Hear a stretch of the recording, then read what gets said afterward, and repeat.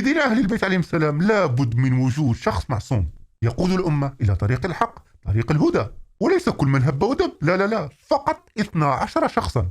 شاهد معي صحيح مسلم النيشابوري الفارسي بشرح نووي الجزء 12. عن جابر بن سمرة قال: دخلت مع أبي على النبي فسمعته يقول: إن هذا الأمر لا ينقضي حتى يمضي فيهم 12 خليفة كلهم من قريش. هؤلاء الخلفاء 12 من نصبهم؟ هل هم الناس؟ أبدا، بل هو الله سبحانه وتعالى. شاهد معي صحيح كذا وكذا لفلان بن بردزبة الفارسي المجوسي.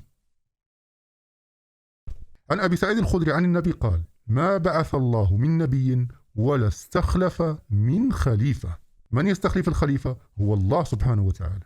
ولا استخلف من خليفة إلا كانت له بطانتان: بطانة تأمره بالمعروف وتحضه عليه، وبطانة تأمره بالشر وتحضه عليه. إذا الذي يستخلف الخليفة في الأرض هو الله سبحانه وتعالى وليس الناس. إذا هؤلاء 12 خليفة من استخلفهم في الأرض هو الله سبحانه وتعالى. فهل العصابة التي تم استخلافها في السقيفة هل الله هو من استخلفها؟ أبدا.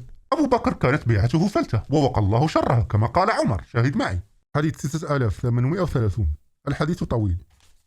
محل الشاهد يقول عمر: ثم إنه بلغني أن قائلا منكم يقول: والله لو مات عمر بايعت فلانا. فلان هذا هو علي بن أبي طالب عليه السلام.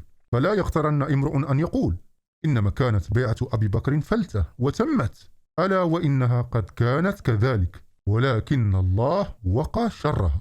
فبيعة أبو بكر كانت فلتة وشر كما قال عمر.